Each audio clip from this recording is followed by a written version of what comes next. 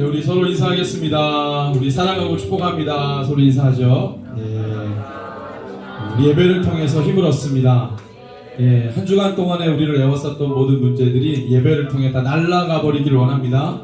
성령 하나님께서 우리와 함께 하십니다. 우리 한 번 더 믿음으로 우리 격려하겠습니다. 하나님이 당신과 함께 하십니다. 힘이 되십니다. 능력이 되십니다. 아멘. 아멘. 우리 예배 가운데 우리 전심으로 나아갈 때 우리 주님 우리를 만지시고 반드시 무너진 것들을 회복시키실 줄로 믿습니다.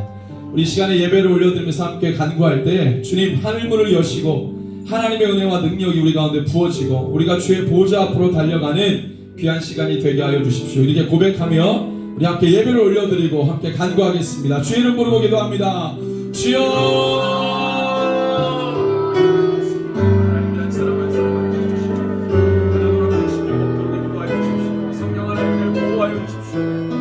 세례를 행하여 주십시오. 하나님의 은혜와 능력이 우리 가운데 나타나게 하시고 그리스도의 충만한 것으로 만들어 주십시오.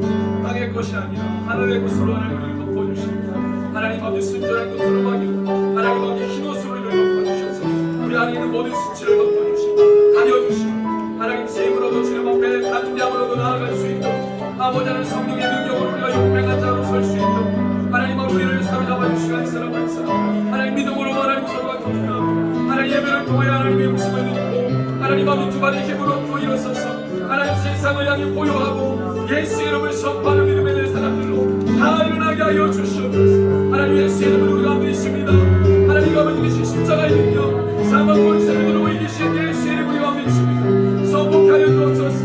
하나님 우리 입술로 말하게 하여 주시고 하나님 세상이 다 듣게 하여 주시고 하나님 우리 가운데 하나님 아버지 모든 두려움을 걷어내시고 하나님 주를 향한 담대한 믿음으로 다시 일어날 수 있도록 성령의 이름 부어주시옵소서.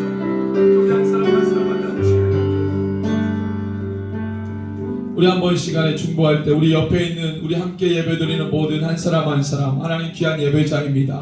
이 예배를 통하여서 주님 만나고 돌아가게 하여 주십시오. 하나님 모든 것들로 전인적으로 머리부터 발끝까지 모든 것들로 주님을 만나고 돌아가는 귀한 예배자들 되길 원합니다. 거저 왔다 돌아가는 심령 되지 않게 해주시고 하나님의 그 거룩한 영에 사로잡혀 돌아갈 수 있도록 그래서 세상 가운데 승리하는 예배자가 될 수 있도록 우리 앞뒤 우리 주변에 있는 예배자를 올려드리면서 함께 주님의 이름으로 각각 간구하겠습니다. 주여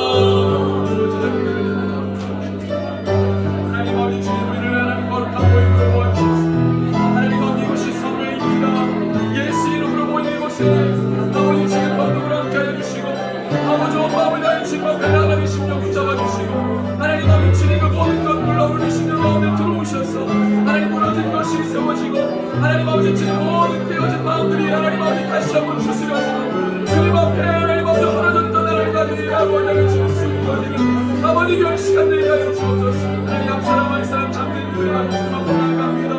하나님 예배 가운데 승리케 하여 주시고 하나님 아버지 주의 거룩한 생기가 하나님 주시고 마음 가운데 가운데 하나님 아버지 거룩한 모임으로 모인 하나님 아버지 거룩한 우리들 가운데 아버지 성령의 감동을 함께 하여 주시고 저희 예배 가운데 마음을 열어 주님을 찬양하고 고백하며 다음에 때에 우리 가운데는 모든 연합의 권세가 떠나가고 우리를 결박했던 모든 연약함이 다 깨어지고 풀어지는 놀라운 역사의 시간이 나타나게 하여 주시옵소서.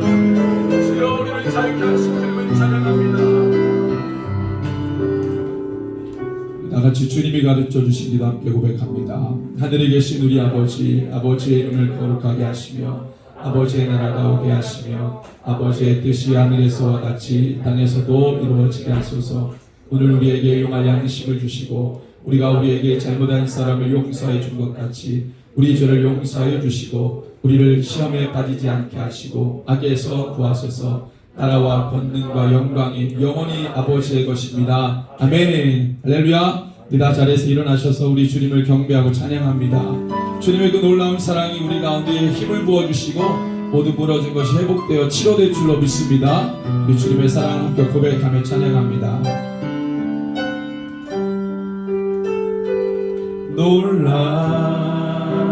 놀라운 그 사랑 나를 위한 십자가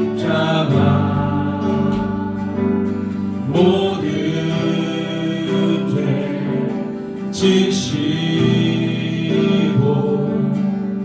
자신을 버리셨네. 놀라운 그 사랑,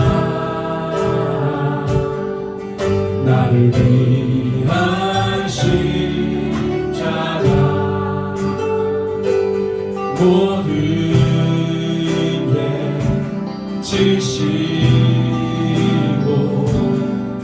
자신을 버리셨네.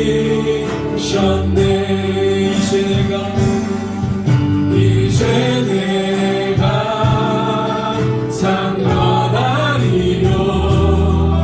내 안에 주만 사셔서 그 십자가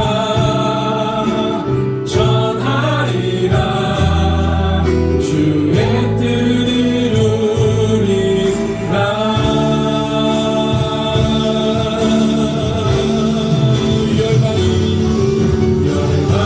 열방이 주 앞에 예배하게 되리라. 영광의 그날에 왕 되신 예수여 오소서. 놀라운 그 사랑, 나를 위한 십자가,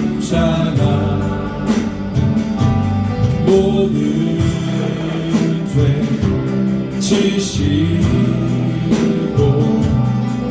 자신을 버리셨네. 이제 내가 상관하리요. 내 안에 주만 사셔서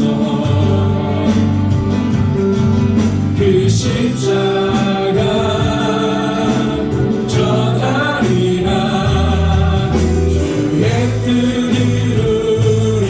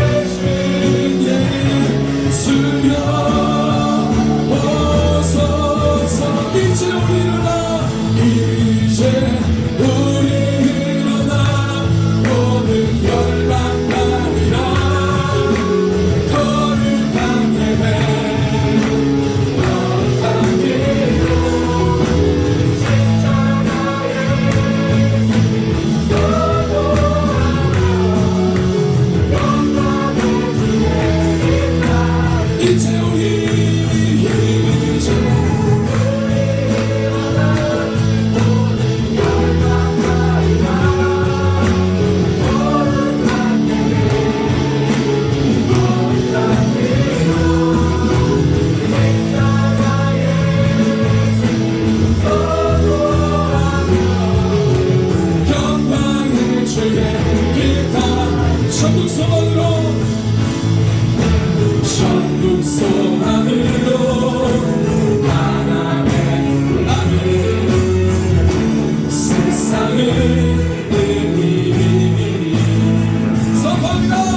고난 넘어 우리 주의 날을 맞으니 그 날은 손들어 천국 소망으로 천국 소망으로 하나의 눈이 세상을 이기리 고난 넘어 우리 주의 날을 맞으니 그 날은 손길오리라 우리 일어나 모든 멸망 가리라 거룩한 예배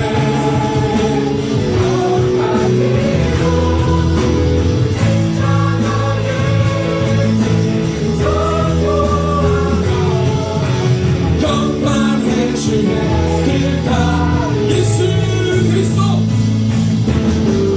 예수 그리스도 하나님의 아들 이 땅에 가신 선포합시다. 예수 그리스도 하나님의 아들 이 땅에 가시고 예수 그리스도 예수 그리스도 하나님의 아들 이 땅에 가시고 세상을 들잡아 예수 예수 그리스도 하나님의 아들 이 땅에 가시오리라 이제 우리 일어나 모든 혈망 가리라 거룩한 예배 거룩한 기도 십자가의 승리 선포하며 영광의 주의 길 따르니 영광의 주의 길 영광의 주의 길 따르니 영광의 주의 길 따르니 할렐루야. 이 모두가 다 주님의 길을 따를 줄로 믿습니다. 이 함께 믿음으로 옆에 있는 분들에게 선포합시다. 주님을 따를 것입니다. 우리 여호와의 군대입니다. 주님 우리를 부르셨습니다. 우리 승리할 것입니다. 함께 선포하며 주를 찬양합시다.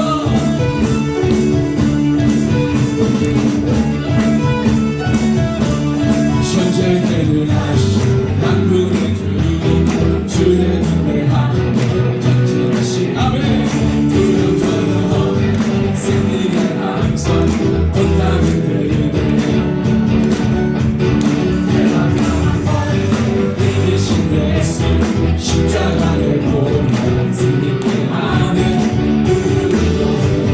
대적문 안에 우린 전진하네 한번 더 전쟁의 것이 전쟁의 날 만군의 주님 주의 군대함 전진하시네 두려워하는 승리의 함성 온 땅을 들이대 죄와 사망 더 이상 이기신 예수 십자가의 보혈 승리의 안에 우리 그도 대적문 안에 우리 전진하네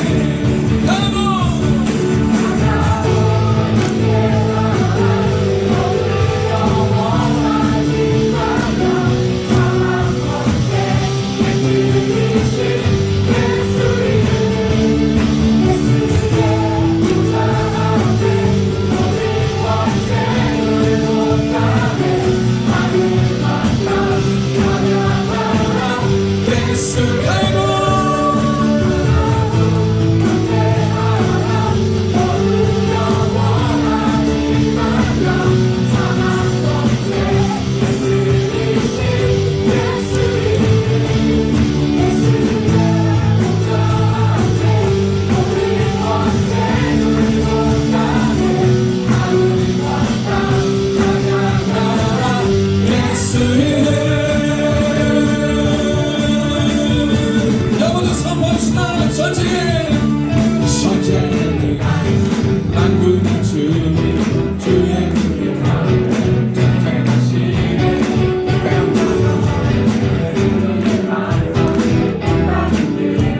죄와 사망 권세 죄와 사망 권세 이기신 예수 십자가의 내 안에 그 누구도 대적력하네 우리 전진하네 하나보다 더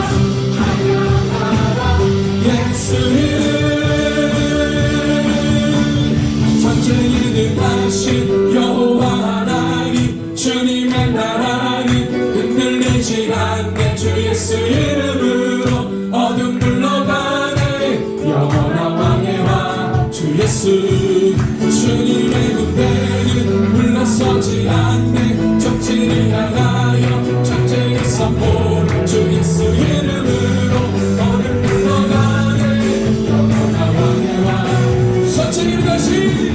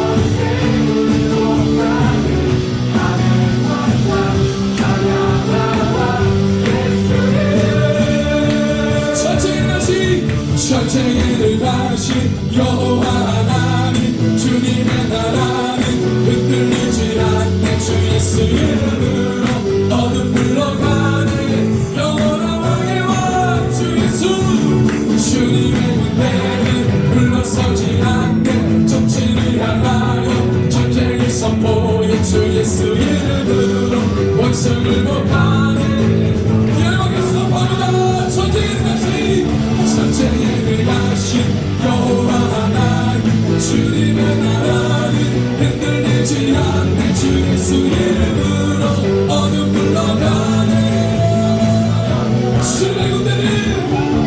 주님의 군대는 물러서지 않네 정신을 향하여 전쟁을 선포해 주 예수 이름으로 원수를 못하네 영원한 왕의 왕 주 예수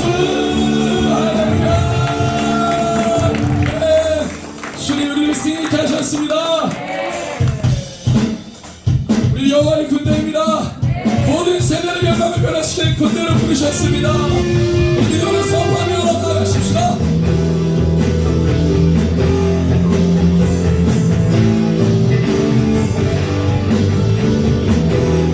일제히 박수치며 주를 경배합시다. 그날 지파에 강한 용사들이 수와 맞서네 여호와 만나 승리 우리의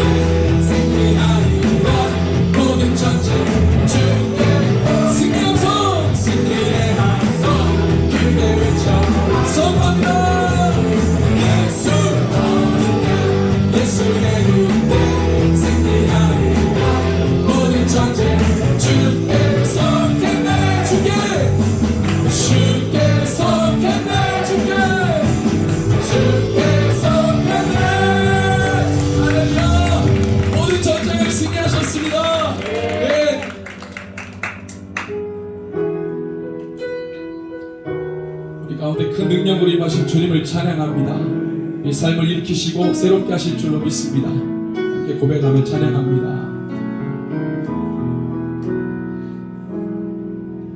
주 선한 능력으로 안으시네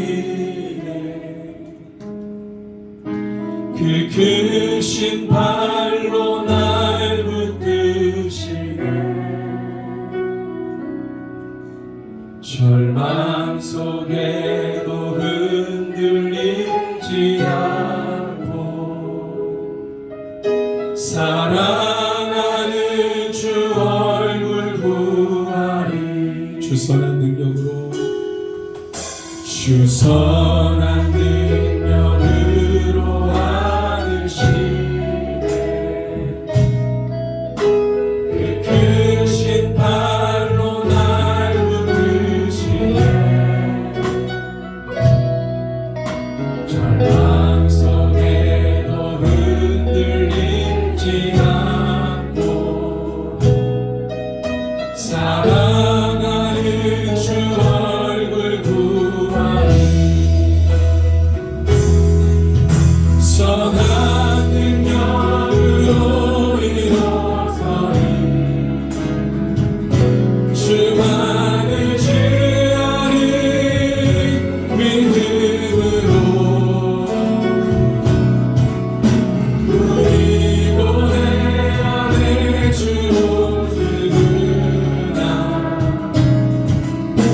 영광의 새날을 맞이하니 이전의 괴로움 날 애워싸고 고난의 길을 걷는다 해도 주님께 모두 맡기누리요 승리의 날을 맞으니 선한 능력으로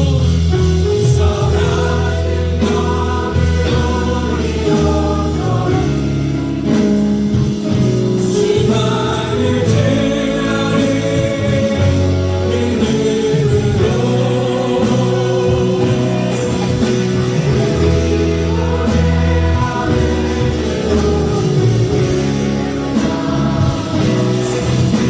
영광의 새날을 선한 능력으로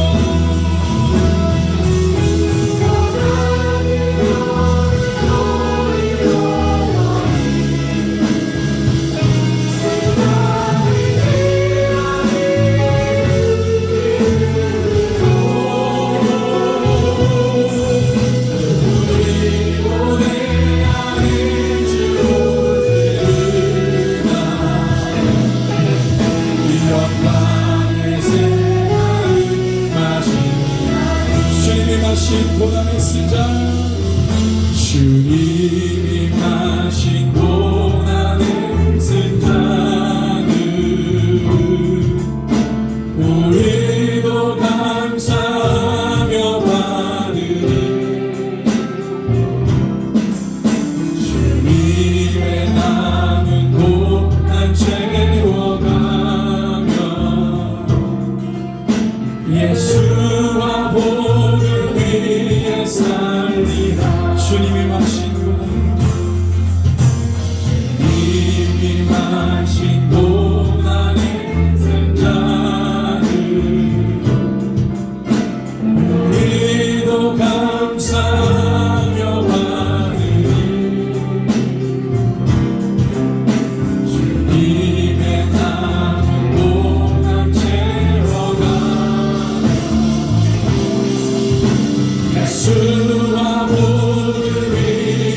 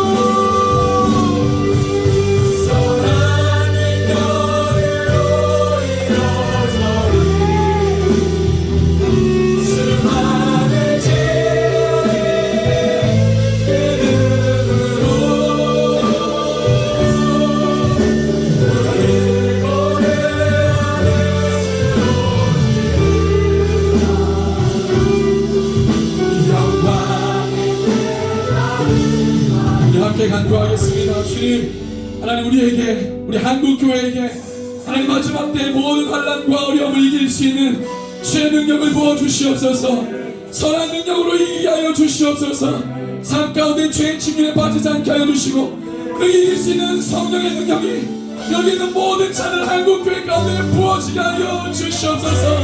악한 날에 우리가 서기 위함입니다. 전신과 조리게 하여 주시옵소서.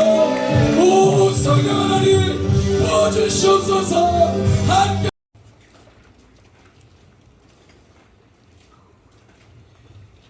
네, 우리 18절에서 20절 읽고 또 10절에서 32절 이렇게 읽겠습니다. 먼저 18절에서 20절 읽습니다. 하나님의 진노가 불의로 진리를 막는 사람들의 모든 경건하지 않음과 불의에 대하여 하늘로부터 나타나니 하나님을 알만한 것이 그들 속에 보임이라. 하나님께서 이를 그들에게 보이셨느니라. 창세로부터 그의 보이지 아니하는 것들 곧 그의 영원하신 능력과 신성이 그가 만드신 만물에 분명히 보여 알려졌나니 그러므로 그들이 핑계하지 못할지니라. 아멘. 30절에 32절 시작. 비방하는 자요, 하나님께서 미워하시는 자요, 능욕하는 자요, 교만한 자요, 자랑하는 자요, 악을 도모하는 자요, 부모를 거역하는 자요, 우매한 자요, 배약하는 자요, 무정한 자요, 무자비한 자라. 그들이 이 같은 일을 행하는 자는 사형에 해당한다고 하나님께서 정하심을 알고도 자기들만 행할 뿐 아니라 또한 그런 일을 행하는 자들을 옳다 하느니라. 아멘. 오늘 말씀의 제목은 로마서의 맥락, 첫 번째 시간인데 로마서를 우리가 여러 가지 말로 정의할 수 있는데 우리가 오늘 이 시간을 통해서 주일 예배를 통해서 로마서가 가지고 있는 깊은 의미, 또 바울이 로마를 향한 로마의 그리스도인들에게 보내는 편지이기 때문에 바울이 왜 써야만 했겠는가, 그리고 또 우리가 이 로마의 이 서신서, 이 로마로 보낸 이 편지의 내용들을 통해서 바울이 생각했던 이 복음이라는 것이 무엇인지, 그리고 이 내용이 어떻게 로마에 있는 그리스도인들에게 읽혀져야 하는지, 그것을 우리가 좀 깊이 보면서 우리가 새롭게 성령님의 조명으로 로마서에 대해서 우리가 좀 보기를 원합니다. 이에 좀 학자들은, 신학자들에게 이 바울의 이 로마서는 신학의 정수, 뭐 여러 가지 표현된 말이 있는데, 설교가들에게는 또 이 바울 설교의 완결판, 뭐 이런 여러 가지 수식어들이 붙어 있어요.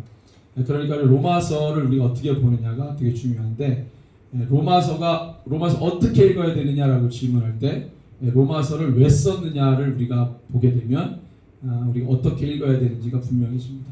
그래서 우리가 여러분들이 로마서를 대할 때 바울이라는 심정으로, 또는 이 로마에 보내는 이 편지의 수신자, 그리스도인들이라고 생각하고, 로마의 그리스도인이라고 생각하고 우리가 한번 말씀을 좀 보기를 원합니다.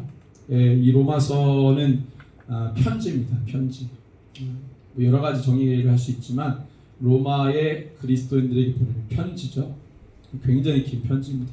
근데 이 로마로 보내는 이 아주 긴 편지 안에 이 바울은 아주 중요한 이야기들을 많이 해놓고 있어요. 사실은 이제 로마에 있는 그리스도인들은 바울이 개척한 또 사역의 열매가 아닙니다. 그래서 이제 성서학자들은 오순절 절기 때 로마 뭐 여러 가지 16곳의 어떤 지역에서 디아스포라 유대인들이 와가지고 절기를 지키고 있을 때, 그때 오순절 성령 강림의 사건을 통해 성령 받은 사도들에 의해서 복음을 듣고 세례 받은 자들이 자기네들의 동네로 돌아가서 교회를 개척했다, 이제 이렇게 보거든요. 그러니까 사실은 로마에 있는 그리스도인들은 사실 바울의 사역의 열매는 아닙니다. 그렇지만 제국의 중심부 로마, 시티 오브 로마죠. 그 제국의 중심부인 수도 로마에서 사는 그리스도인들, 그곳에 그리스도인들이 세워졌다. 복음을 아는 자들이 있다. 교회가 있다. 얼마나 기쁜 일입니까? 그죠? 여러분들 기쁘시죠? 기쁘다고 해주세요. 어디 중동 이슬람 국가에 와 저런 데가 교회가 있어. 사우디아라비아 열렸을 때 어떻게 사우디아라비아에 교회가 있냐 좀 놀랐어요. 어떻게 사우디아라비아에 이런 선교 훈련이 가능해? 정말 이런 얘기를 뭐 주변 목사님들이나 뭐 아는 그리스도인들 얘기하면 믿을 수가 없죠. 사우디아라비아에 어떻게 교회가 있냐? 이란에 어떻게 교회가 있냐? 저 이란 2번 갔다 왔잖아요. 이란에 어떻게 교회가 있냐? 그것도 이제 무늬만 교회, 중국의 3자 교회처럼 국가의 어떤 통제를 받는 교회가 아니고 진짜 교회, 우리가 말하는 진짜 거룩한 성도들의 모임, 그 교회가 이란이에요. 지금 이제 아프가니스탄 이제 일들이 있는데 아프가니스탄에도 교회가, 심지어 세계 교회 부흥 1위가 이란, 2위가 아프가니스탄. 어떻게 그곳에 교회가 있어 하는 곳에 있는 것도 감사하지만 부흥하고 있어요. 할렐루야. 기쁘십니까? 그들의 기쁨이 우리 기쁨 맞습니까? 네. 입만 기쁘신 것 같아요. 표정은 모르겠어요. 마스크를 쓰고 계셔가지고. 그러니까 이 로마에 그리스도인들이 있다는 게 바울이 얼마나 큰 기쁨이겠어요. 목숨 걸고 선교했던 바울 아닙니까? 복음 하나 전하려고 온 동네가 바울을 죽이려고 하는 그런 고통도 경험했고, 여러 가지 사역을 하면서 얼마나 힘들었어요. 그런 이 생명도 불사하는 그 사역에 올인했던 바울이 볼 때 로마, 수도 로마에 그리스도인들이 있어 너무 기쁘죠. 여러분들 로마 그러면 그 제국이 가지고 있는 모든 이 번영과 화려함이 극치를 달리는 도시입니다. 그죠? 문명 그러면 수도 로마로 가야 돼요. 문명을 보고 싶으면, 정말 인간이 만들어놓은 모든 이 산물 중에 최고의 것을 보고 싶으면 어디 변두리 지방이 아니고 수도 로마로 가야 돼요. 그러면 엄청난 것들을 보게 되는 거죠. 그래서 사실은 그곳에 그리스도인들이 있어 하나님을 완전 모를 것 같은 황제 숭배가 강요되는데 황제가 있는 그 수도에 그리스도인들이 있어. 변두리에서도 그 황제 숭배 강요하느라고 막 이 피즘의 민족들이 막 터져 죽을 지경인데 제국의 중심에 그 황제가 있는 바로 앞에 교회가 있다. 얼마나 기쁩니까? 그 기쁨을 이기지 못해서 바울이 뭐라고 고백하죠? 우리 1장 11절에 보니까 바울이 로마서 서두 부분에 이렇게 고백하죠. 11절, 우리 1장 11절 읽습니다. 내가 너희 보기를 간절히 원하는 것은 어떤 신령한 은사를 너희에게 나누어줘 너희를 견고하게 하려니. 어떻게 원한다는 거예요? 간절히 원하는데, 간절히 원한다는 거죠. 너무 가고 싶고 너무 보고 싶고 그냥 소식만 아니라 가서 직접 얼굴을 만져보고, 그래서 너희들의 삶을 좀 들어보고 싶고, 제3자에서가 아니라 바울이 직접 그 땅을 밟고 너희들이 하는 고백을 듣고 싶고, 그 바울의 마음인 것이죠. 우리가 간혹가다 열방에 이제 우리 사역하시는 선교사님들의 이야기 들으면 얼마나 은혜가 됩니까? 그렇죠? 아니 여기서도 참 신앙 버티고 살기가 쉽지 않은데 거기는 우리보다 더 힘들 텐데 어떻게? 얘기를 들어보면 전혀 힘들어하는 것 같잖아요. 그리스도인들이. 물론 엄청난 간증들이 있지만요, 들어보면 쉽게 풀리는 것 같아요. 물론 엄청난 싸움이 있죠. 도전을 받잖아요. 막 엄청. 그 열방의 이야기를 우리가 듣는 거죠. 그래서 우리가 도전받고 다시 나의 삶을 추스리고. 그러니까 이제 바울이 로마에 있는 그리스도인들의 이야기를 들으면서 그런 걸 듣고 싶은 거죠. 야, 이렇게 화려함의 극치를 달리는 도성에서 주님만 보고 살아야 되는데, 그러니까 바울이 이 편지를 쓸 때 여러분들 바울이라고 생각하고 그런 소식을 듣고 쓸 때 야, 축복한다, 사랑한다, 뭐 이런 거 쓰겠어요? 진솔하게 쓰겠죠. 내 고민이 너희 고민이고, 내가 정말 주의 뜻대로 하는 근심을 갖고 있는데 너희도 그런 근심을 갖고 있는 거 맞지? 우리가 주님 안에서 무늬만 그리스도인 종교인 아닌데, 너는 정말로 그 화려함의 극치를 달리는 도시, 그 수도 로마에서 그냥 종교인으로 살기에는 쉽지 않지 않니? 그죠? 그래서 날마다 깨어 있어야죠. 안 그러면은 그냥 어떻게 버티겠어요, 믿음으로? 그러니까 바울이 편지를 쓸 때 한 2가지 정도를 염두하고 편지를 씁니다.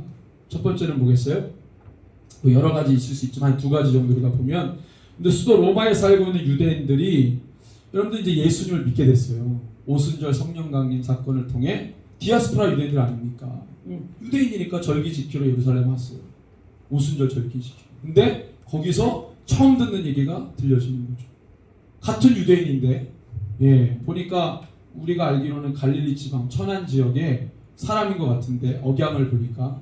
근데 저 사람이 막 엄청나게 선포하는데 막 그걸 듣고 사람들의 마음이 뒤집어지는 거죠. 그래서 어떻게 해요? 예수님을 받아들입니다. 세례를 받습니다. 그리스도인이 됐죠? 돌아가요. 그러면 예수님을 믿기 전과 믿는 것 다릅니까? 똑같습니까? 자, 여러분들의 이야기 다릅니까? 똑같습니까? 할렐루야. 달라야 됩니다. 달라야 돼요. 자, 그래서 수도 로마에 사는 그리스도인 이 유대인들을 보십시다. 다른 쪽에도 많이 있지만 로마에서 온 수도 로마에서 온 유대인들, 디아스포라 유대인들이 오순절날 사도들의 복음을 통해 그리스도인이 됐어요. 돌아갔어요. 그들끼리 올 때 한두 명 온 게 아니라 이렇게 무리를 지어서 왔을 거 아니에요. 회당 중심의 공동체니까. 갈 때도 무리 지어서 왔겠죠. 모여서 그들이 함께 세례받은 그 그리스도인들이 모여서 뭐 했겠어요? 교회를 세우죠. 같이 예배하면 그게 뭐예요? 교회예요, 교회. 같이 예배해서 은혜를 나누고 성령님의 감동으로 받은 은혜를 간증하고 나누고 그게 교회죠. 교회 안에 그런 공동체들이 세워집니다. 자, 그러면 로마에서 사는 그 수도 로마에서 사는 그들은요, 모든 사람들이 살고 싶어하는 그 수도 로마에서 유대인들이 5만 명밖에 안 사는데 그 100만 도시에서 5만 명이 디아스포라 유대인들인데 얼마나 동경의 대상이겠어요. 같이 살고 싶어. 예수를 믿으니까 전과 달라요. 전에는 내가 죄인 줄 몰랐는데 예수를 믿고 나니까 이게 죄인 거예요. 화려함의 극치를 하는 로마 알고 봤더니 화려함, 나의 삶을 안정되게 하고 엄청난 시스템과 제도가 나를 안정되게 하고 보호해 준다고 생각했는데 그게 다 뭐예요? 알고 봤더니 자기가 죄 위에 서 있는 거예요. 내가 발을 딛는 모든 영역이 다 죄였던 거예요. 멘탈이 어떻게 되겠어요? 예수 믿기 전에 멘탈과 예수 믿는 후의 멘탈이 어떻게 되겠어요? 엄청 충돌되겠죠. 눈을 뜨고 보는 게 다 죄인데요. 성령님이 우리 안에 거하시면 우리 여러분들 다 경험이 있지만 성령님이 내 마음에 나를 사로잡고 주도하실 때 가장 먼저 나오는 게 뭡니까? 죄라는 인식이 강력해집니다. 그전엔 잘 몰랐어요. 희미했던 게 성령님이 나를 사로잡으면 죄와 아닌 것이 분명해져요. 그 사람들도 마찬가지겠죠. 로마에 어떤 죄가 있습니까? 바울이 얘기하잖아요. 로마에 어떤 죄, 24절부터 쭉 이런 입에 담을 수도 없는 죄가 그냥 일반적으로 그냥 모든 웬만한 로마인들이 그냥 하나의 문화로 여기는 거죠. 근데 이게 문화 뭐 전통이고 사람들 어떤 패션이었지 분위기였고 어떤 사람 취미생활이었을 거예요. 이런 것들이 취미생활. 우리가 볼 때 그 취미생활이에요, 죄예요? 죄인 거죠. 돈 많은 부유한 로마에 관련된 분들 이 역사서라는 책을 보십시오. 그러면은 돈 많은 부유한 귀족이라든지 이런 로마인들은요, 라틴족 로마인들은요, 그냥 이런 쾌락과 향락을 그냥 1년 내내 그냥 그리고 사는 거예요. 돈을 뿌리고 살아요. 그게 그들의 문화고 취미예요. 죄라는 생각을 안 했어요. 로마 유대인도 마찬가지죠. 자기들만의 죄가 있죠. 죄인 줄 몰랐는데 알고 봤더니 죄인 거예요. 다 죄인 거예요. 소돔과 고모라와 같았겠죠. 눈을 떠보니 전혀 다른 세계가 다가오는 거예요. 그러더니 어떻게 해요? 관계적으로 이제 어떻게 됩니까? 그 전에 그냥 괜찮았던 관계가 예수를 믿고 나니까 그 관계가 어떻게 불편해지기 시작해요. 그 사람 나를 이상하게 쳐다봅니다. 시선이 이상해요. 그러니까 디아스포라 유대인들끼리 회당의 공동체 이게 굉장히 강한데 디아스포라 지역에서는. 근데 성령 받은 유대인들 원래 이제 있었던 사람들 같이 할 수 있겠어요? 안 되겠죠. 처음에는 그들 모임도 같겠죠. 성령 받은 유대인들이 그리스 디아스포라 유대인들이 가서 보니까 뭐예요? 안 맞아. 안 맞는 거예요. 그들 이상하게 봅니다. 하나님을 말하는데 성령 받은 사람이 말하는 하나님하고 그렇지 않은 사람이 말하는 하나님하고 달라요. 느끼기 시작합니다. 근데 그냥 느낌 정도가 아니라 삶에서 여러 가지 불이익을 당하기 시작해요. 차별을 받기 시작합니다.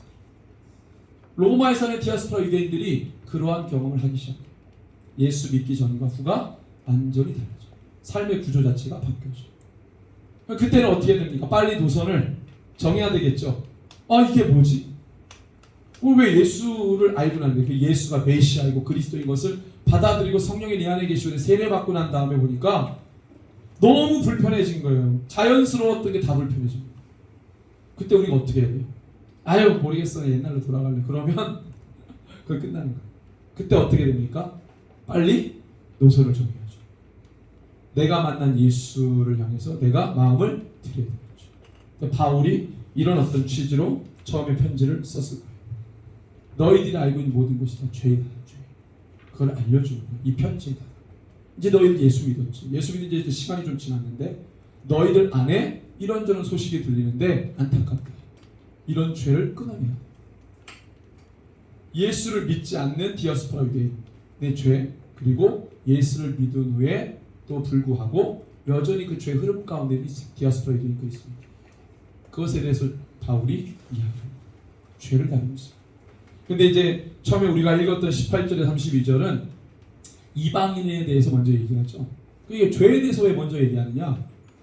하나님께서 예수님이 바울을 불렀을 때 먼저 바울에 대해서 뭘 꼬집냐면 왜 나를 박해하느냐 그랬어요. 바울을 불렀을 때 뭐라 그랬다고요? 왜 나를 박해하느냐 그랬어요. 왜 나를 박해하느냐. 예수 믿는 그리스도인들 잡으러 다니는 게 곧 예수를 박해하는 거라 그랬어요. 그러니까 바울의 죄를 알려주시는 거죠. 그리고 바울이 어떤 삶을 살아갈 것인지를 사명을 주시죠. 비전을 주시죠. 근데 우리가 예수 믿고 난 다음에 그 다음에 주어지는 게 뭐였겠어요? 예수를 믿을 때 내 죄가 드러나고 그것에 대해 회개하고 그 다음에 뭡니까? 하나님 나를 부르신 이유를 알아야 되겠죠. 바울에게 말씀하신 것처럼 우리도 하나님이 우리에게 주신 비전, 나를 왜 불렀는지 그걸 알아야 되겠죠. 그 바울은 로마의 그리스도인들이 그걸 알려주고 싶은 거예요. 너희들 이제 예수 믿었잖아. 죄와 싸우고 있지? 잘하고 있다. 그 땅에 죄가 엄청나게 강하잖아. 근데도 너희들이 예수를 믿고 잘 사는구나. 그런데 그 다음 뭐예요? 너를 왜 불렀냐는 거야. 그 비전을 알려줘야죠. 그래야 그 비전을 붙들고 자신과의 싸움을 더 강력하게 해나가야죠. 그 목적과 방향이 없으면 싸움을 온전히 하지 못합니다. 근데 군인이 싸울 때 목적 없이 싸워요? 그럼 싸울 수 있겠어요? 싸울 의지가 나중에 가다가 없어집니다. 하나님이 그거를 우리 가운데 주길 원하시고 바울이 로마의 그리스도인들이 그걸 주길 원하시는 거죠. 근데 왜 죄냐? 그래서 너희들 안에 이 죄의 문제가 해결되지 않으면 하나님의 비전을 온전히 이룰 수 없다. 반드시 죄를 짓고 넘어가는 거죠. 근데 왜 이방인이냐? 죄를 거론할 때 이방인 먼저 얘기합니다. 구원 얘기할 때 누구 먼저 얘기해요? 유대인 먼저 얘기해요. 이제 유대인들 화법인데 죄를 먼저 이야기하니까 누굴 먼저 끄집어내요? 이방인들. 불경건한 이방인들. 그래서 이제 18절에서 32절에 이방인의 죄를 얘기하지만 2장부터는 유대인의 죄를 얘기해요. 니네는 뭐 잘났냐 이러면서 이방인의 죄를 쭉 얘기하면서 혹시 너희들 이방인 그리스도인들 중에 로마의 교회들 중에 이방인 그리스도인들 구성원들 중에 이방인 그리스도인들 있을 거 아니에요. 너희들의 죄, 믿기 전의 죄와 믿은 후에도 여전히 그 죄가 틈타가지고 너희들을 유혹하는 죄가 있지 않느냐, 그것에 대해서 그 다음 끝나고 유대인의 죄이지. 니는 잘났냐 이러면서 바울이 유대인을. 자 보세요. 이 편지에 좋은 얘기만 써야 되는데 무슨 얘기가 있어요? 불편한 얘기가 쓰여있죠. 왜 불편한 얘기를 합니까? 한 번도 보지 못했죠. 이 초면인데 아니 한 번도 본 적이 없어요. 한 번도 본 적 없고 그냥 소문만 들었는데 편지에다가 막 그런 불편한 얘기죠. 야 너희들의 땅에 사는 그 땅에 죄가 있지. 아 그런데도 복음을 믿는구나.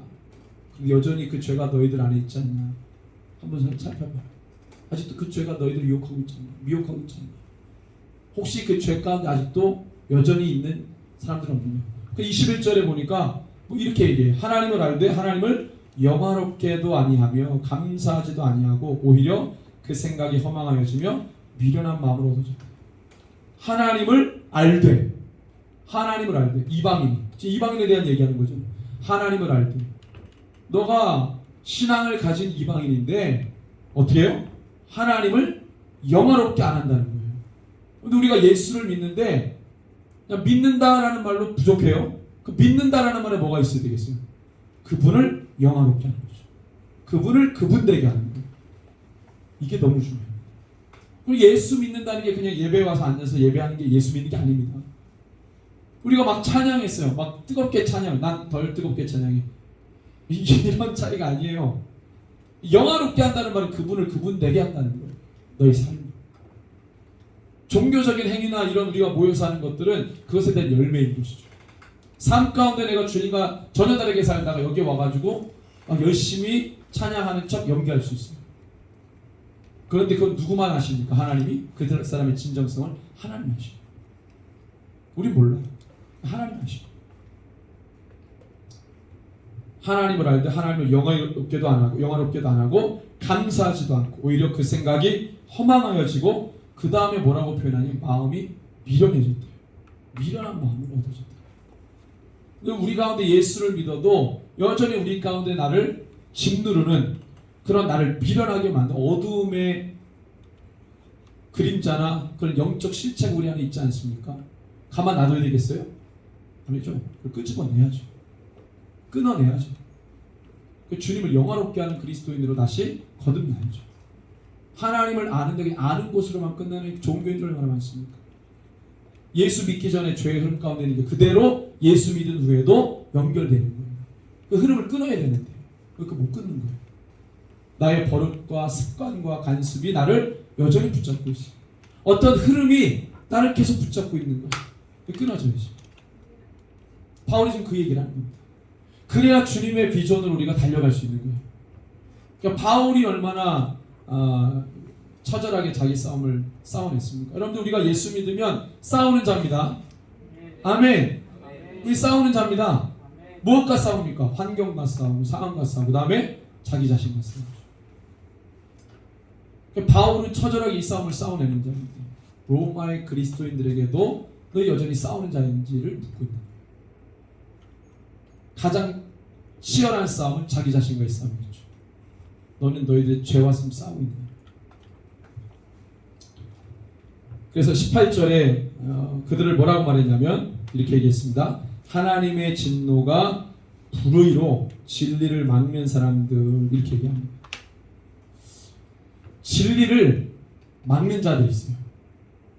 이렇게 표현합니다. 불의로 진리를 막는 불경건한 사람. 가만히 보면 물론 믿지 않는 사람들도 당연히 그러겠지만 믿는 사람들 중에서도 자꾸 진리를 쳐내는 사람도 있어요. 거부하는 거죠. 그 사람의 삶을 잘 이렇게 보면요, 불경건합니다. 하나님을 경외하지 않아요. 그 신앙. 하나님을 경외하죠. 왜? 진리가 없으니까. 그럼 어떻게 됩니까? 19절에 하나님을 알만한 것이 그들 속에 보임이라. 이게 뭐예요? 양심입니다. 양심. 그러니까 하나님께서 모든 사람들에게 동일하게 해주신 게 하나님을 알만한 것을 그 속에 넣는데 그게 뭐예요? 양심이죠. 그래서 여러분들 진리가 들어올 때 이 양심이 어떻게 해요? 어떻게 된대요? 진리가 들어오면 양심이 어떻게 해요? 찔리죠. 가장 먼저 양심이 반응합니다. 진리가 들어오면 양심이 찔려요. 근데 불의하고 미련한 사람은 진리가 들어올 때 어떻게 돼요? 양심이 안 찔려요. 살아있는 사람은 찔려요. 그때 어떻게 합니까? 마음에 찔려 어떻게 해요? 우리 마음에 찔리면 어떻게 해야 됩니까? 회개하는 거죠. 그게 사는 길이죠. 근데 마음이 찔려요. 계속 찔리는데 오히려 분만 일어나는 거죠. 그래서 스데반 죽였죠. 그 스데반 죽은 겁니다. 스데반이 설교하니까 마음에 찔려 이 사람들이 화를 내면서 스데반을 죽인 거예요. 베드로 때는 선포하니까 마음에 찔려 우리가 어떻게 할고 회개하며 그들이 세례를 받습니다. 하나님께서 우리 가운데 이 양심이라는 것을 통해서 하나님을 알도록 하셨다. 그런데 계속해서 사람들이 그것을 거부했어요. 진리를 거스릅니다. 그래서 하나님을 아는 자들임에도 불구하고 하나님을 영화롭게도 하지 않고 마음이 그 미련함으로 어두워지고 믿는 자와 믿지 않는 자 모두가 다 하나님을 경외하지 않아요. 그 죄 흐름 가운데 있다는 것이죠. 여러분들 이 문화가 화려하고 모든 우리가 살아가야 될 필요한 것들이 가득한 그 도성은요 유혹이 더 크겠죠. 그럼 우리가 싸움이 어떻게 해도 크겠죠. 왜냐하면 그 유혹들을 뿌리치려면 얼마나 싸워야 되겠어요. 그래서 그것을 우리가 해결하지 못하면 결국에는 어떻게 된다는 거예요? 22절부터 27절이 그 얘기입니다. 스스로 지혜에 따라 어리석게 되고요. 썩어지지 않은 하나님의 영광을 썩어질 사람과 새와 짐승과 이걸로 다 바꾸어 버리고 하나님의 순리로 쓰라고 주신 걸 다 영리로 씁니다. 죄는 더 죄를 만들어내죠. 너희도 혹시 그런 죄 가운데 있진 않니? 예수를 믿어도 여전히 그 죄의 흐름 가운데 놓여 있진 않은지. 바울이 계속해서 편지 서두 부분에 이방인들의 불경건함에 대해서 이야기합니다. 또는 이방인 그리스도인들 가운데 혹시 이런 죄 가운데 노출되어 있는 자들에 대해서 이야기합니다. 21가지의 죄를 이야기하죠. 그 목록을 이야기합니다. 여러분들이 한번 읽어보십시오. 그 다음에 28절에 보니까 그 핵심인데요. 28절 같이 한번 읽습니다. 또한 그들이 마음에 하나님 두기를 싫어하며 하나님께서 그들을 그 상실한 마음대로 내버려 두사 합당하지 못한 일을 하게 하셨다. 마음에 뭐를 두기 싫어해요? 하나님 두기를 싫어합니다. 진리를 거스르는 자들의 특징, 마음에 누구를 모시길 싫어해요? 하나님이 구하는 걸 싫어해요. 본능적으로. 그래서 여기에 보면 표현이 그 상실한 마음대로 내버려 뒀다는 얘기가, 상실한 마음이 뭐냐면 타락한 마음대로 내버려 뒀다는 거예요. 오늘 마음 가운데 하나님 두기를 싫어하면 우리의 마음이 어떻게 되겠어요? 급속도로 타락해집니다. 세속하게. 이런 싸움을 우리가 싸워야 된다는 것이죠. 이런 싸움이 로마에 사는 그리스도인들에게 지금 이 당면한 문제로 앞에 와 있다는 거예요. 너희들 지금 이 싸움을 싸워야 된다는 겁니다. 저와 여러분들은 어떤 싸움을 싸웁니까? 지금 싸우고 계십니까? 무엇과 싸우고 계십니까? 우리의 싸움은 뭡니까? 혈과 육에 대한 것입니까? 우리의 싸움은 나의 어떠함을 이루기 위한 것입니까? 이 무한 경쟁 시대에 나의 이 돈주머니를 불리게 하는 그런 싸움이고 그런 경쟁입니까? 그래서 내가 싸우는 싸움은 내가 열심히 성실히 해가지고 그에 대한 합당한 대가를 받으면서 그 안정감을 누리면서 그런 것을 이루기 위한 싸움입니까? 그런 싸움 우리가 싸워야 됩니까? 아니죠. 우리의 싸움은 그런 싸움이 아니에요. 죄와 싸우는 겁니다. 죄와 싸움. 여러분들 지금 죄와 싸우고 있습니까? 나의 개인의 문제와 이 지역의 문제와 이 민족, 우리 한국이 가지고 있는 이 죄의 문제, 열방이 가지고 있는 시대적 죄의 문제와 싸우고 있습니까? 그것이 가장 중요한 싸움이라고 생각하고 계세요? 근데 바울은 다른 싸움을 얘기하지 않아요. 바울은 이 서두 부분에 죄를 얘기합니다. 죄와 싸움. 결국 우리가 무엇에 이겨야 되겠습니까? 죄와 싸워 죄를 이겨야 되는 것이죠. 그래야 우리가 사는 것입니다. 우리가 앞전에 막 찬양했잖아요. 우리를 여호와의 군대로 불렀습니까? 불렀습니다. 사망 권세를 깨뜨리고 제압하고 땅에 발로 밟는 모든 것이 죄인데 잘 됐어. 그냥 밟아버려. 그냥 예수의 이름으로. 우리가 이 찬양을 왜 했어요? 그게 그리스도인들이 싸우는 싸움입니다. 그걸 제압하지 않으면 우리가 제압당해요. 누가 선점하느냐, 중요한 고지를 누가 선점하느냐, 전쟁에서 가장 중요한. 근데 우리가 다 빼앗겼어요. 중요한 고지를. 어떻게 그걸 빼앗겼어? 그들이 우리에게 다가오는 엄청난 것보다 우리가 더 큰 힘으로 그들에게 가서 제압을 해야 우리가 그 전쟁에서 이기는 것이죠. 저와 여러분들에게 예수의 이름이 있습니다. 예수의 이름이 있습니다. 예수의 이름으로 승리합니다.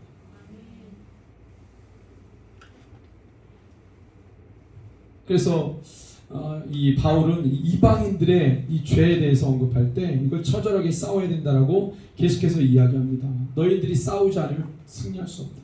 제가 이 지역교회 목사님하고 어제 대화를 하면서 그분이 그런 얘기했어요. 자기가 평신도 때 그분이 교회에서는 장로님이셨고 그 다음에 직장인으로 계시다가 사업도 하시고 그랬던 평신도였는데 그분이 그런 얘기를 하세요. 자기는 이상하대요.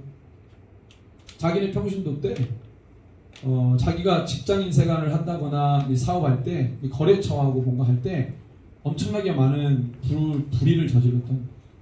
근데 그게 늘 도사리고 있대요. 유혹과 그 여러 가지 신앙인으로서 하지 못할 일들이 그냥 깔려 있다는 거예요. 널려 있다는 거예요. 근데 그런 것들을 어쩔 수 없이 자기가 할 때 너무 마음이 힘들었다는 거예요. 그래서 자기가 이래가지고는 제정신 가지고 신앙인으로 못 살겠다 그래서 그분이 했던 건 뭐겠어요? 그분이 그래서 매일 기도했대요. 예배의 목숨을 걸었다는 거예요. 내가 싸우는 싸움이 치열하기 때문에 불의를 저지르고 나를 유혹하고 그 다음에 정말로 이 세상과 타협하는 일들이 정말로 많은 그 상황 속에서 자기가 기도하지 않으면 못 살겠다는 거예요.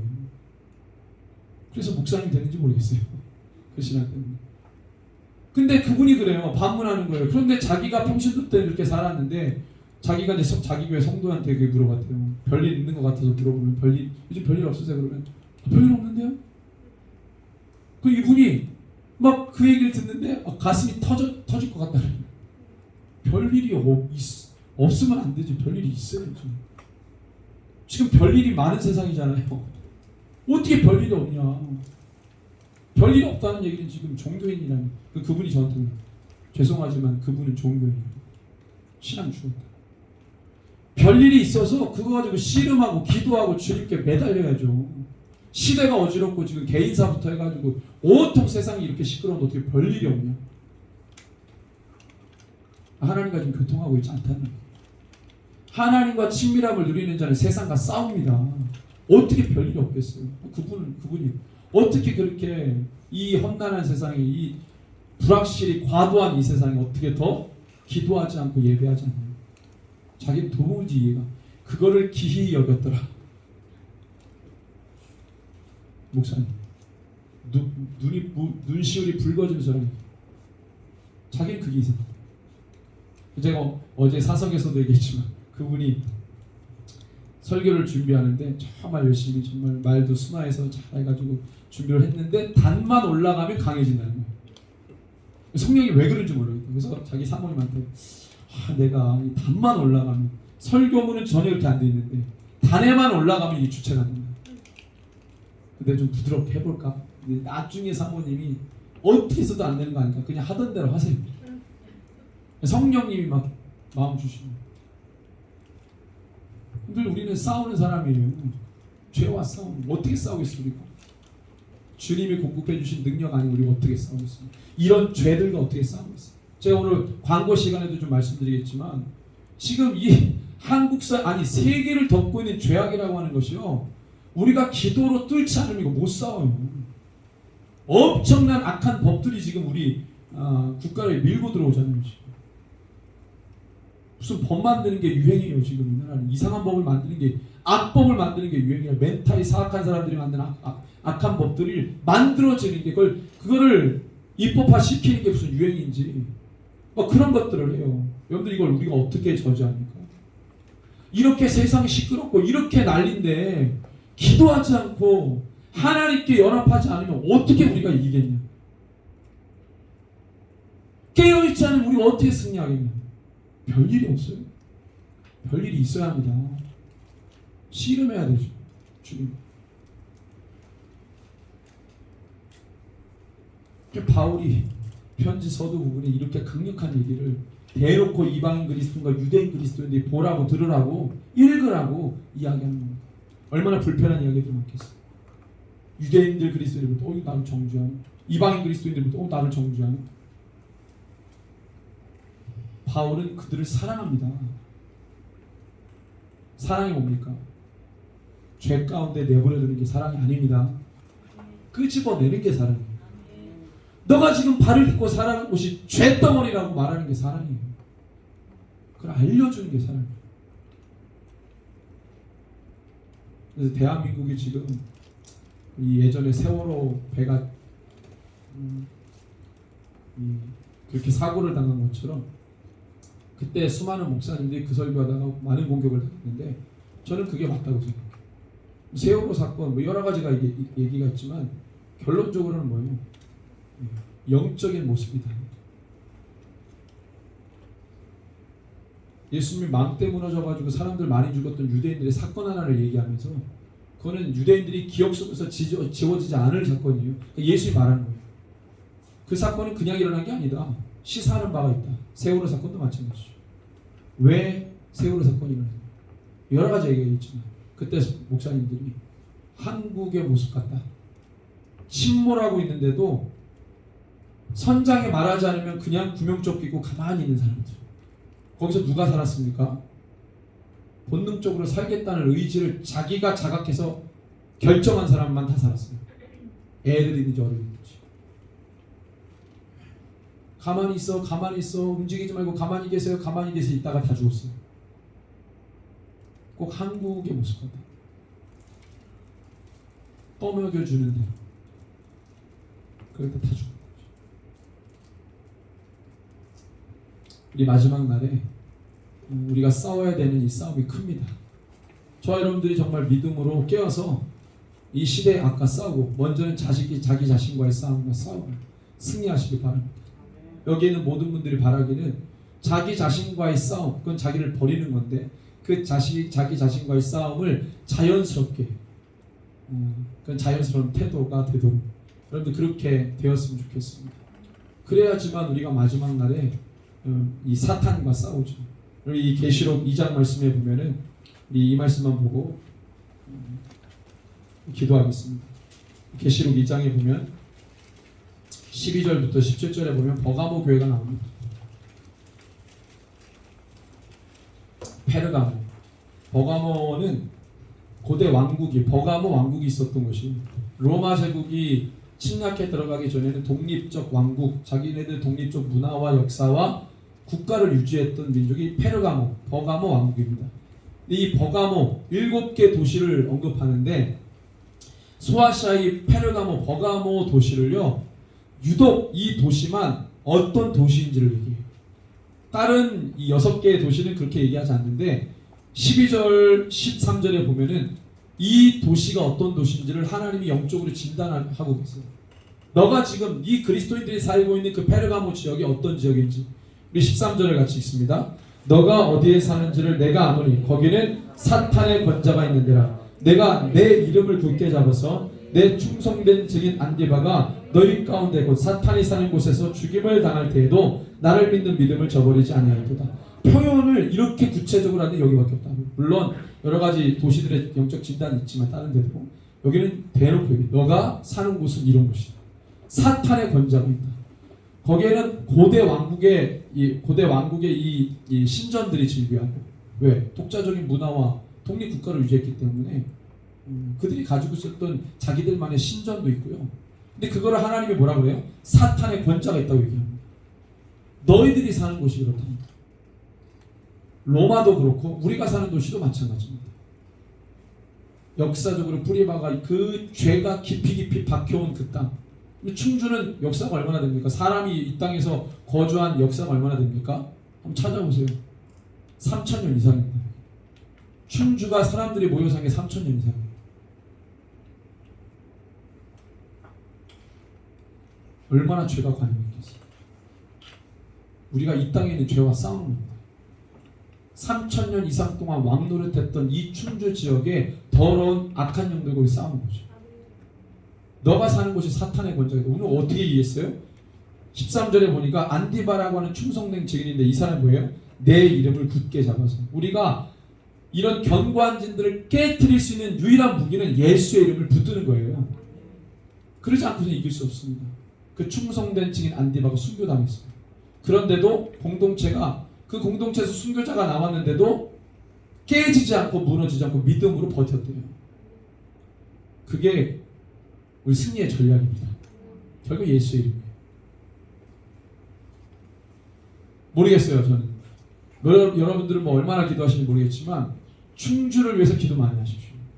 우리가 충주에서 살고 있습니다. 충주를 축복하시고 충주를 기도 많이 하세요. 이 땅은 사탄이 둥지를 틀고 있었던 3,000년 이상의 그런 역사를 갖고 있는 것입니다. 예수의 이름으로 끊어내는 겁니다. 그럼 엄청난 싸움을 해야죠. 순교자가 나올지라도 우리가 그 싸움을 싸우는 겁니다. 그렇지만 이 14절 15절에도 보면은 이 세속적인 이념과 이데올로기에 붙들린 그것과도 우리가 싸워야 된다고 말하고 있죠. 버가모, 페르가모 지역.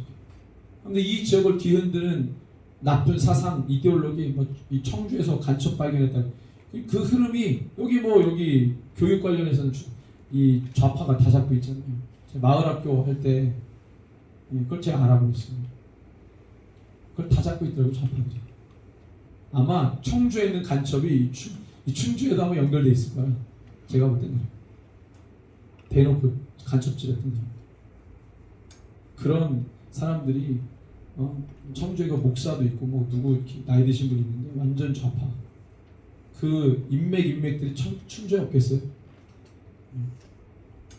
그런 사람들이 교회를 어지럽히고 메시지를 흐리고 우리가 싸우는 싸움이 거대합니다. 여러분들 우리 여기 모든 세대가 있는데 우리가 마지막 날에 복음으로 승리하기 원합니다. 예수의 이름으로 승리하기 원해요. 한계가 있습니까? 돌파합시다 우리. 예수의 이름. 이 시간 함께 기도할 때 하나님 우리가 로마서를 통해서 우리가 분명히 이 로마서 이 편지에 담긴 바울의 진솔한 마음과 뜻 하는 것은 주님의 마음과 맞닿아 있는 것인데 우리가 그것을 깊이 깨닫고 우리가 정말 이 마지막 시대에 충주 땅에 있는 또는 이 대한민국에 있는 열방에 있는 모든 시대와 역사 가운데 있었던 죄와 우리가 싸우고 예수 이름을 붙들고 능히 승리하는 믿음의 세대로 다 일어나기를 소원합니다. 하나님의 교회 승리하게 하여 주시옵소서. 우리 믿음의 가족 함께 고백하며 함께 간구하겠습니다. 주여. 아버지 하나님 그렇습니다. 아버지 하나님 우리 하나님의 모든 교회가 이 마지막 날에 주님의 가운데 승리하며 나가기를 소원합니다. 주여 성령의 피로 부어주시옵소서. 하나님 세대들의 나의 아버지 반드시 승리하게 이 어려운 가운데 하나님 앞에 하나님 앞에 순간 믿음을 해서 하나님 우리 모든 우리함을 깨고 있다. 예수의 이름으로 붙들고 하나님 앞에 믿음을 승리하니 하나님 땅의 모든 교회들이 하여 주시옵소서. 하나님 앞에 우리함을 사잡지 못하고 우리함을 하나님을 장악하지 못하고 우리가 날마다 기도하며 기어 예배하고 아버지 주님과 소통하며 영적인 교통이 이루어지고 아버지 주의 사랑 마음들을 하나님 보시하여 주시고 아버지 하나님 몸들고 땅끝까지 달려들어요. 거룩한 하나님의 기적이 우리 가운데 세워주시옵소서. 하나님 것입니까 오늘 살짝 주시므로 우리 가운데 하나님 것들을 세워주시므로 모든 세대 가운데 역사하여 주시옵소서. 말씀하여 주시옵소서. 말씀을 성령에 단식하고 우리가 이것을 기억하며 붙들고 나아갔습니다. 모든 세대가 되게 하여 주시옵소서.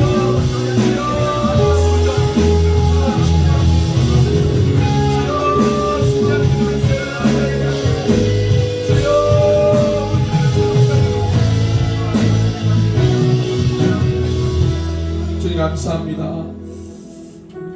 하나님 우리를 부르셨는데 이 마지막 때 이 모든 이 땅의 교회가 반드시 승리하기를 원합니다.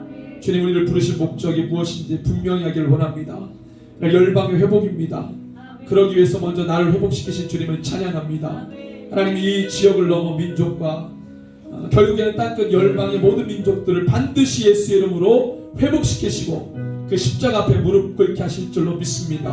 하나님 모든 민족 주님을 찬양케 하여 주시옵소서. 주님의 이름만 높이고 하나님 주님만 찬양하고 경배하는 모든 민족 영혼들 다 되게 하여 주옵소서. 우리 이 시간에 함께 열방의 우리 선교사님과 민족들을 올려드리며 기도합시다.